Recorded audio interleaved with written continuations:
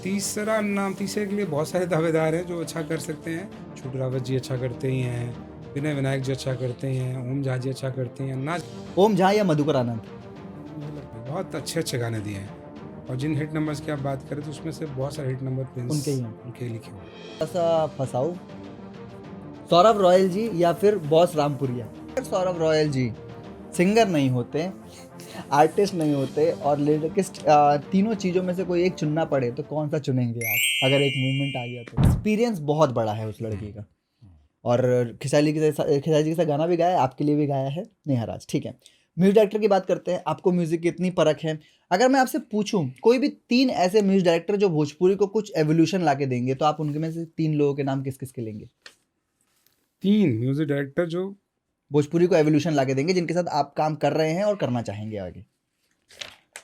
मुझे लगता है कि विकी वॉक्स बिल्कुल, ऑब्वियसली बेहतरीन। बहुत सीखने के इच्छुक रहते हैं, बहुत सीखते हैं। मैं देखा उनको, मतलब उतने एक्सपेरिमेंट करते हुए मैंने किसी को नहीं देखा। हम्म, प्रियांशु सिंह ऑब्वियसली, ठीक, बिल्कुल। वो भी सीखते हैं, अच्छा करते हैं। बहुत गाने मेरे किए हुए हिट नंबर्स उनके साथ, हम्म, कोई शक नहीं है। तीसरे के लिए बहुत सारे दावेदार हैं जो अच्छा कर सकते हैं, और बट मुझे लगता है कि I would take a name of Vikas Yadav. शायद मुझे लगता है विकास कि यादव, बहुत अच्छा कर सकते हैं सब में, तो मतलब अच्छा क्योंकि नाम। आपकी जनरेशन से ही आते हैं। आपके बड़े अच्छे एक दोस्त थे विक्रम राजपूत जी, अच्छा, उनने उनका नाम लिया था कि हमारी एज से आते हैं और हम सबके बीच में जब बैठते हैं तो लगता नहीं है कि कोई छोटा या कोई बड़ा बैठा है। और कमाल की बात है, मैंने विकास जी से अभी तक ये भी गाना कराया नहीं है, हाँ, हाँ। बट हाँ मुझे लगता है कि वो अच्छा करते हैं। अदरवाइज जो पहले पुराने लोगों में से बात करेंगे तो छोटू रावत जी अच्छा करते ही हैं, विनय विनायक जी अच्छा करते ही हैं, ओम झा जी अच्छा करते हैं। ना जाने कितने नाम बड़े बड़े दिग्गजों की जो बहुत पुराने हिट सुपर हिट्स ब्लास्ट दे चुके हैं, वो तो ऑलरेडी करके दिखा चुके हैं। बट ये न्यू कमर जो ये अंडर 30 वाले लोग हैं, इनमें मुझे लगता है कि अभी इनके पास लॉन्ग टर्म है, अभी करियर में कुछ बड़ा कर सकते एवोल्यूशन हैं। लाने में। हाँ, ठीक है, 2 ऑप्शन दूंगा, एक चुनना होगा। प्रियांशु सिंह या विकास यादव? प्रियांशु सिंह। प्रियांशु सिंह, क्योंकि बैक टू बैक गाने दिए आपने उनके साथ। मतलब काम किया है तो मुझे पता है कि जो मैं चाहता बाय हूँ नेचर कैसे, अच्छे हैं?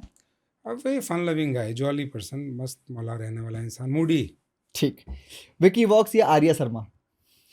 जवाब पता तो है। विकी वॉक्स जी के साथ तो मैं गिन भी नहीं पाऊंगा कितने गाने बना दिए मैंने, और कितने पढ़े हुए हैं अभी हमारे पास। हमारे उसमें लाइब्रेरी में ना जाने कितने गाने जो हम अभी लेके आने वाले हैं, एक से बढ़कर एक गाने।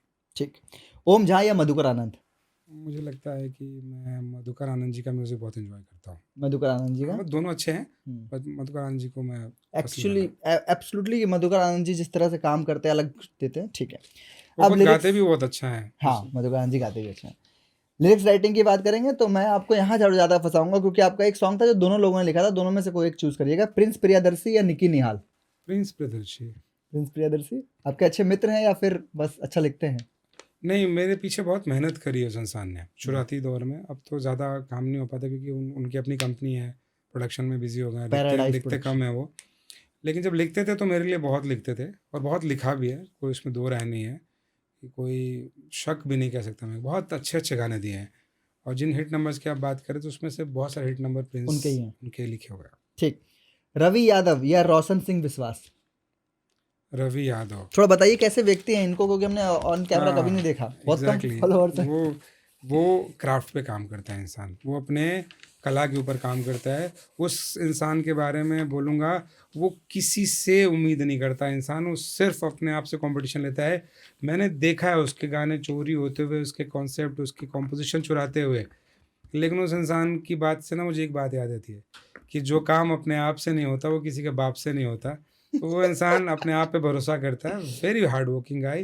टैलेंट तो डेफिनेटली है, शब्दों का बहुत अच्छा चुनाव है, बहुत अच्छा चुनाव। और क्या लिख देगा वो इंसान कब कुछ पता नहीं होता। बहुत ठीक बेहतरीन है, राइटर। आप थोड़ा सा फंसाओ, सौरभ रॉयल जी या फिर बॉस रामपुरिया? लिरिक्स राइटिंग के तौर पे चुनना है आपको कोई एक। बोस रामपुरी जी। यार, रघुनंदन हरी लिखी है, अंकुश आर्य जी के लिए मैं लिखते तो हैं। बड़प्पन दिखाऊंगा, मैं बोलूँगा वही अच्छा लिखता है, लेकिन वेस्टर्न जोन में मुझे लगता है कि आप अच्छा लिखते हैं। मुझे लगता है कि लोगों ने मुझे महसूस करा दिया कि मैं वेस्टर्न लिख रहा हूँ तो अच्छा लिख रहा हूँ, मुझे लिखना चाहिए। ठीक। लास्ट सबसे हार्ड सवाल है आपके लिए, लास्ट है, इसके बाद हम अंत करेंगे कि अगर सौरभ रॉयल जी सिंगर नहीं होते, आर्टिस्ट नहीं होते और लिरिकिस्ट, तीनों चीज़ों में से कोई एक चुनना पड़े तो कौन सा चुनेंगे आप, अगर एक मूवमेंट आ गया तो? सिंगर नहीं होता तो सिंगर नहीं होते, आर्टिस्ट नहीं होते, अपने गाने में खुद फीचर नहीं होते और लिरिकिस्ट नहीं होते, जो आप लिखते हैं हाँ लिरिकिस्ट हैं, तो तीनों में से कोई एक चूज करना पड़ा एट द एंड, क्या चूज करेंगे आप? इन्हीं तीनों में से हाँ, इन्हीं तीनों में से तो फिर सिंगर ही चुनता। सिंगर ही चुनेंगे। हाँ ऑब्वियसली। ये एक मतलब गेम अगर एक ही segment, ऑप्शन मिलेगा तो मैं लिखवा किसी और से लूंगा, लेकिन अपने गाने किसी और से नहीं गवाऊंगा। खुद अपने गाएंगे। गाने खुद गाऊंगा। ठीक है, तो अब मैसेज दे दीजिए एक छोटा सा अपने अपनी टीम के लिए, अपने चैनल के लिए। यूबीटी क्यों जरूरी है समाज के लिए, बता दीजिए जरा ये कैमरे में देख के आप। मुझे ऐसा लगता है कि आज हमारे यूपी में, बिहार में हरियाणवी बजता है, पंजाबी बजता है, हर अदर लैंग्वेज बजते हैं। तो ऐसे ही भोजपुरी हरियाणा में बजना चाहिए, पंजाब में बजना चाहिए, साउथ में बजना चाहिए, हर जगह बजना चाहिए, लेकिन उसके हिसाब से कंटेंट बनने चाहिए। और कंटेंट ऐसे बनने चाहिए जो सबको समझ में आए, सरल होने चाहिए और सुनने लायक होने चाहिए, सहज भी होने चाहिए और सामाजिक भी होने चाहिए। तो मुझे लगता है कि अगर हमारा कोई भी भोजपुरिया कलाकार अगर इस दिशा में काम करना चाहता है तो यूबीटी उसके लिए हमेशा से अपने दरवाजे खोल के रखती है। आप आइए, अपना कंटेंट लेके, कॉन्टैक्ट की कोई ज़रूरत नहीं है, पूरा प्लेटफॉर्म खाली है अच्छे काम के लिए।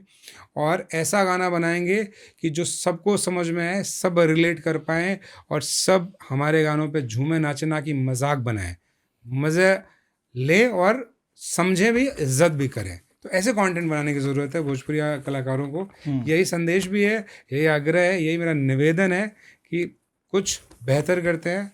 बहुत बदनामी, बहुत जलालत झेली। मेरा गाना सुनिएगा, मैंने लिखा है एक गाना बिहारी एंथम। उस गाने में मैंने दिखाया है कि बिहार कहाँ कहाँ पहुँच गया है। थोड़े कुछ लोगों की वजह से, कुछ सस्ते लोकप्रियता पाने वाले लोगों की वजह से हम बदनाम होते हैं, हमारा इमेज ख़राब होता है। और कहते हैं ना कि एक बार इमेज ख़राब हो जाती है तो उसको धोने में ना सदियों लग जाते हैं, वो इमेज क्लीन नहीं होती है। तो ये हमें सोचना पड़ेगा एक एक कंटेंट बनाने से पहले कि क्या असर पड़ेगा इसका समाज पे।